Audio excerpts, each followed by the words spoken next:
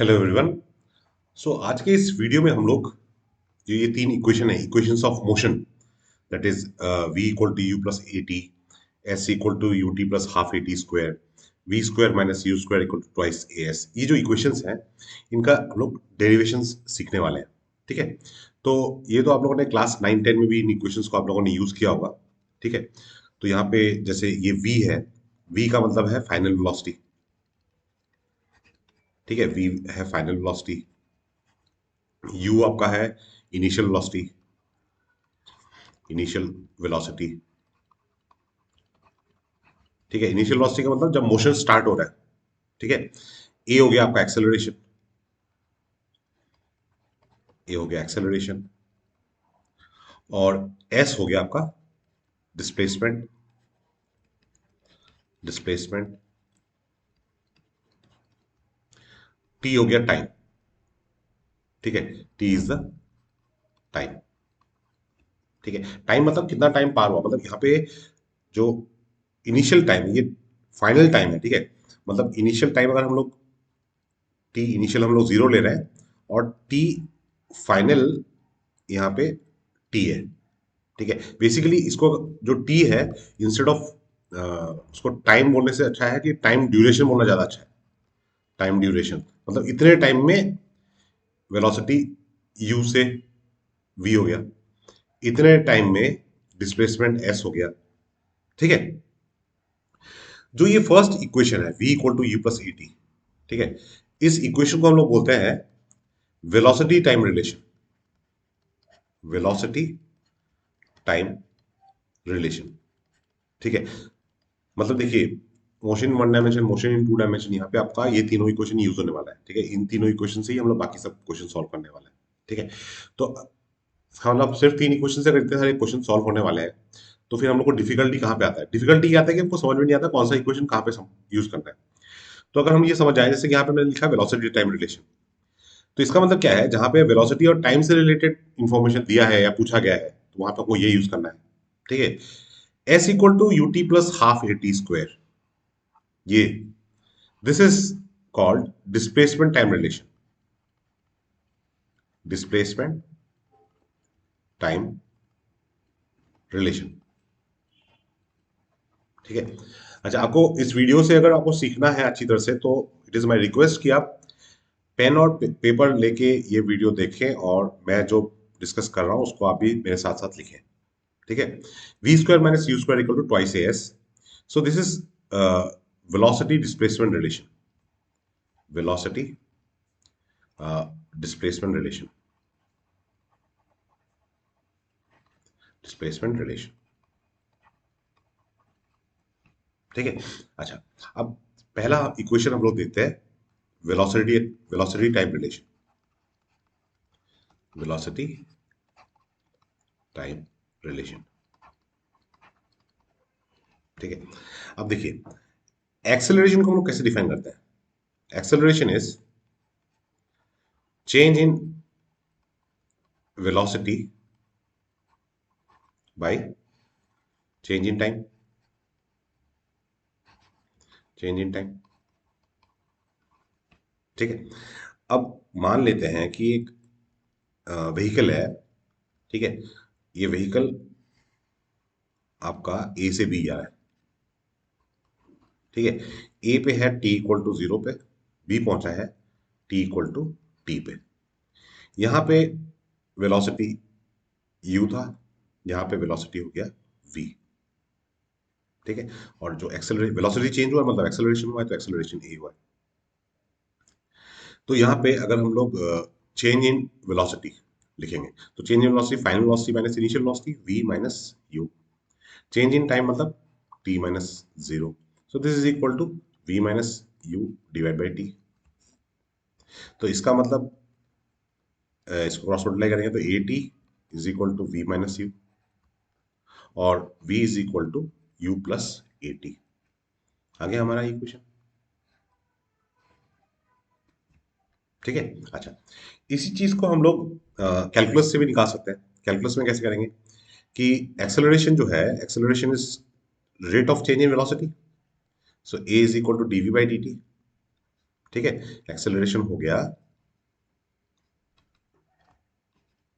Acceleration is rate of change in velocity. ठीक है, तो dv is equal to a d t, dv is equal to a d T. ठीक है, अब इसको इंटीग्रेट करना है, तो जब इंटीग्रेट करेंगे तो देखिए लिमिट्स कैसे देंगे। अगर यहाँ पे आप देखें वेलोसिटी चेंज हो रहा है, तो वेलोसिटी कहाँ से कहाँ चेंज हो रहा है, u से v, मतलब ये इनिशियल वेलोसिटी है, ये फाइनल वेलोसिटी है। और यहाँ पे टाइम dt मतलब टाइम चेंज हो रहा है, टाइम कहाँ से चेंज हो रहा है, 0 से t। तो इसका मतलब हम लोग यहाँ पे क्या लिख सकते हैं, इनिशियल वेलोसिटी जब v है, sorry not zero, initial velocity जब u है, u, तो उस टाइम में टाइम कितना हुआ है, 0। जब वेलोसिटी v हो गया तो टाइम कितना हो गया, t हो गया। ठीक है, तो लिमिट सब्स्टिट्यूट कर दिया हम लोगों ने। अब dv को इंटीग्रेट करेंगे तो क्या आएगा, v आएगा, लिमिट हो गया u से v is equal to a, dt को इंटीग्रेट करेंगे तो t आएगा, लिमिट हो गया 0 से t। ठीक है, फिर upper limit minus lower limit, तो v minus u is equal to a, फिर upper limit t minus 0, so v minus u is equal to a t, so v is equal to u plus a t। ठीक है, अच्छा, अब यही चीज अगर हमको ग्राफिकली चाहिए, ठीक है, ग्राफिकली चाहिए, तो उसके लिए पहले ग्राफ एक ड्रॉ कर लेते हैं। ठीक है, तो मान लो कि आपका ये आपका टाइम एक्सिस है और ये आपका वेलोसिटी एक्सिस है। ठीक है, तो यहाँ पे जो आपको ग्राफ मिल रहा है वो स्ट्रेट लाइन मिल रहा है। ठीक है, अच्छा, यहाँ पे एक चीज मैं आपको बताना भूल गया, मतलब यहाँ पे ये तीनों इक्वेशंस थे ना, इन तीनों इक्वेशंस में एक कंडीशन है कि जो ए होगा ना एक्सेलरेशन, वो कांस्टेंट होगा। मतलब ये इक्वेशन लोग तभी यूज कर सकते हैं जब एक्सेलरेशन कांस्टेंट है। ठीक है, otherwise you can't use this equation. ठीक है, तो एक्सेलरेशन कांस्टेंट अगर होगा तो इसका मतलब velocity time graph straight line होगा, क्योंकि स्लोप उसका कांस्टेंट होना चाहिए। ठीक है, क्योंकि वेलोसिटी टाइम ग्राफ का स्लोप ही तो एक्सेलरेशन होता है। तो यहाँ पे वेलोसिटी हो गया, ये टाइम हो गया आपका t इक्वल टू 0, तो यहाँ पे वेलोसिटी हो गया u, यहाँ पे आपका टाइम हो गया t is equal to t, तो यहाँ पे आपका वेलोसिटी हो गया v। ठीक है, तो यहाँ पे बेसिकली आपको suppose this is a and this is b, तो हमको a और b के बीच में स्लोप निकालना है। ठीक है, स्लोप निकालना है तो मतलब ये थीटा चाहिए, स्लोप क्या होगा, slope is equal to tan theta.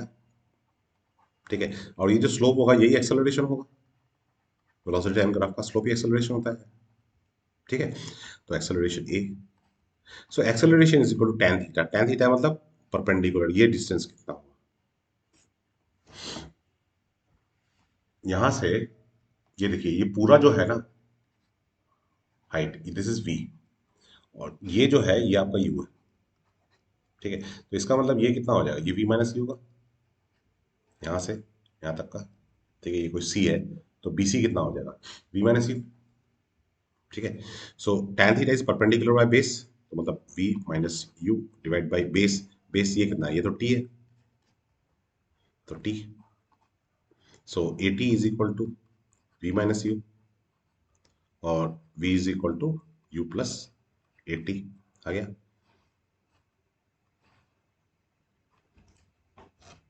ठीक है, सो हम लोगों ने तीन तरीकों से ये इक्वेशन वेलोसिटी टाइम रिलेशन निकाला। ठीक है, नेक्स्ट देखते हैं displace displacement time relation, displacement time relation, मतलब हमको चाहिए s is equal to U T plus half A T square. ठीक है, अब देखिए डिस्प्लेसमेंट इक्वल टू हम लोग लिख सकते हैं एवरेज वेलोसिटी इनटू टाइम। क्यों, क्योंकि जो एवरेज वेलोसिटी होता है वो डिस्प्लेसमेंट डिवाइड बाय टाइम होता है, total displacement by total time. ठीक ठीक है। अच्छा, अब एवरेज वेलोसिटी जो है वो आपका final velocity plus initial velocity divide by 2। ठीक है, तो इसका मतलब displacement is equal to v v plus you divide by 2 into t. ठीक है। अच्छा, बट हम लोग अभी निकाल चुके हैं वी का वैल्यू कितना निकाल चुके हैं, यू प्लस ए टी। ठीक है, तो ये वी का वैल्यू अगर यहाँ पे सब्स्टिट्यूट कर दें, ठीक है, ये जो वी का वैल्यू है इसको यहाँ पे हम लोग सब्स्टिट्यूट कर दें, तो ये क्या हो जाएगा,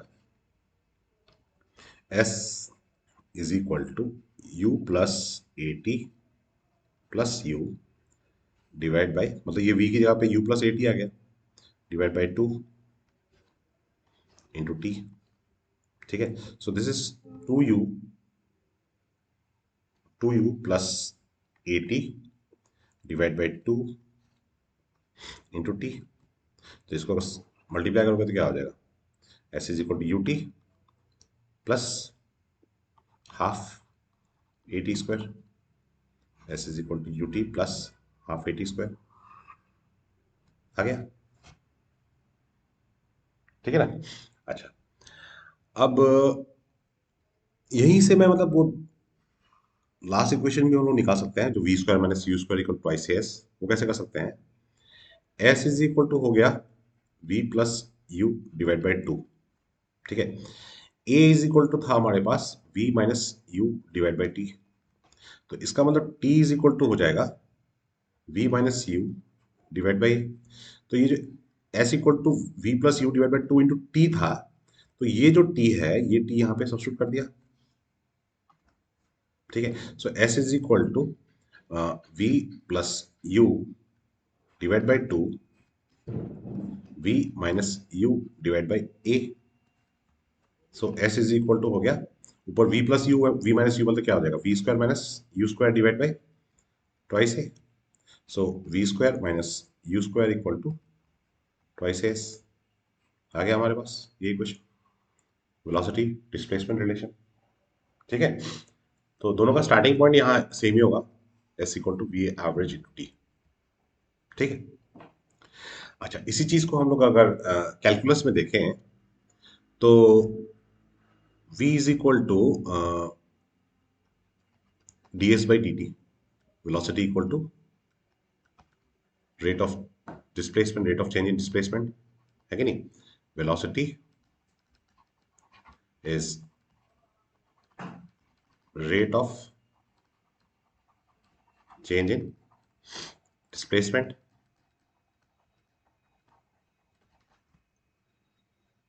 ठीक है, तो यहाँ पे D S is equal to we D T. ठीक है, so D S is equal to V की जगह पे क्या हो जाएगा, U plus A T into D T. So D S is equal to u d t plus A t d T. ठीक है, अब इसको इंटीग्रेट करना है, इंटीग्रेट, तो यहाँ पे डिस्प्लेसमेंट कहाँ से, जीरो से एस जा रहा है। अब जब इनिशियल पोजीशन में वेलोसिटी कितना है यू, जब डिस्प्लेसमेंट एस हो गया तो वेलोसिटी कितना हो गया वी, टाइम इनिशियली कितना था जीरो, फाइनल टाइम कितना है टी।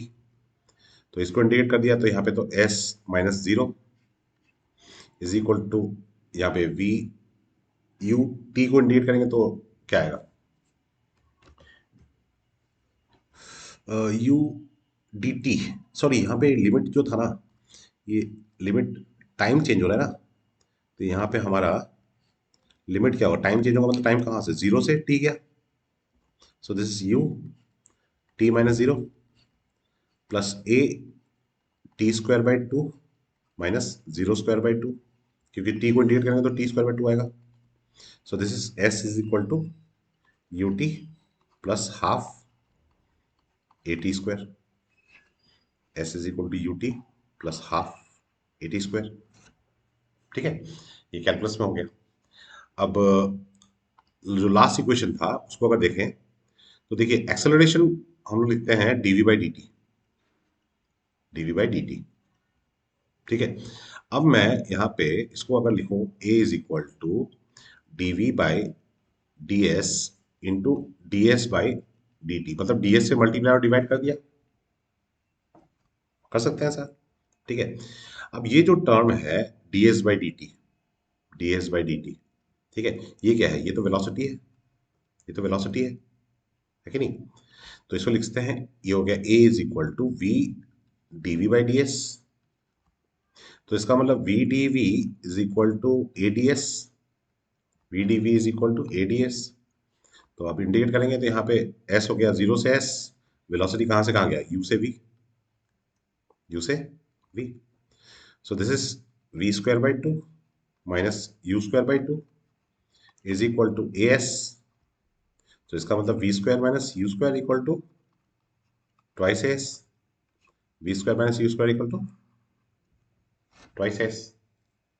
ठीक है, अच्छा, अब यही चीज अगर हमको ग्राफिकली निकालना पड़े, ठीक है, तो हम लोग सेम ग्राफ यहाँ पे फिर से ड्रॉ करेंगे, वेलोसिटी टाइम ग्राफ।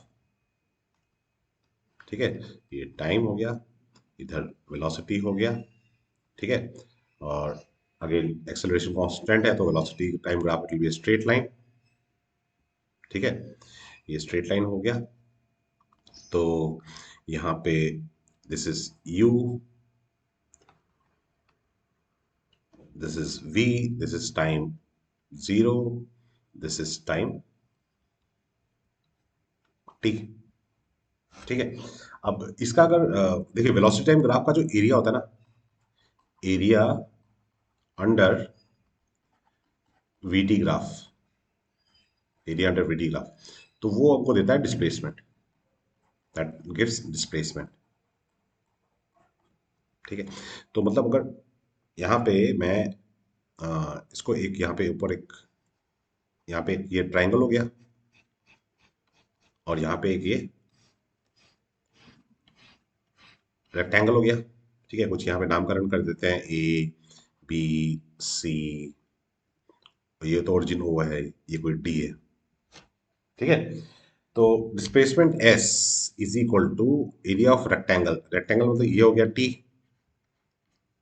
ठीक है, और ये लेंथ कितना है? ये लेंथ है यू, तो यू इंटू टी प्लस ये जो ट्राइंगल का एरिया है हाफ इंटू बेस, बेस मतलब टी, और हाइट बी सी, वो कितना हो जाएगा? वो हो जाएगा we minus u, so v minus you.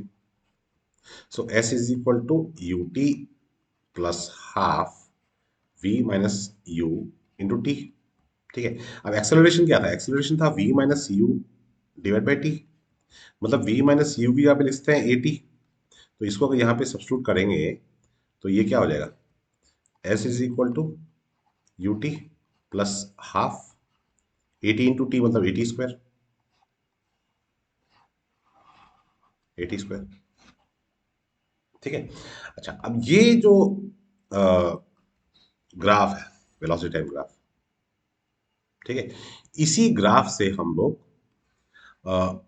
तीसरा रिलेशन भी निकाल सकते हैं, v square minus you square equal to twice s. ठीक है, तीसरा इक्वेशन भी निकाल सकते हैं। वो कैसे निकालेंगे? अगर मैं इस पूरे को ट्रेपेजियम ट्रेपेजियम लूँ, एरिया, पूरा एरिया एक साथ लूँ, ट्राइंगल और रेक्टेंगल नहीं, पूरा ट्रेपेजियम, तो जो एरिया हो जाएगा, एरिया ऑफ ट्रेपेजियम क्या था? Half sum of the length of the parallel sides, मतलब पैरेलल साइड, एक साइड कितना, ये दोनों साइड पैरेलल ना, तो एक साइड, ये साइड तो है आपका u plus v, and distance between the parallel sides t हो गया।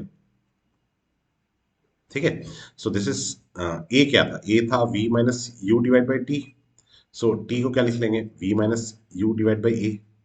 तो इसको यहाँ पे सब्स्टिट्यूट कर दिया, तो ये क्या हो जाएगा? s is equal to half v plus u, v minus you divide by a, so that is v square minus u square equal to twice s। आ गया हमारे पास। ठीक है, तो ये जो चीजें हमने डिस्कस की हैं, देखो एग्जाम में अगर आपको प्रूफ करने के लिए आता है, मेथड स्पेसिफाई नहीं करते हैं तो आप कोई भी एक मेथड यूज कर सकते हैं, बट मेथड स्पेसिफाई कर दिया तो आपको वो पर्टिकुलर मेथड ही प्रैक्टिस, मतलब लिखना पड़ेगा। ठीक है, तो जो मैंने अभी आपको रिडक्शन समझाया उसको एक बार, ज्यादा डिफिकल्ट नहीं है, उसको आप एक बार खुद प्रैक्टिस करके देखिए, तब आपका कंफर्म हो जाएगा। ठीक है।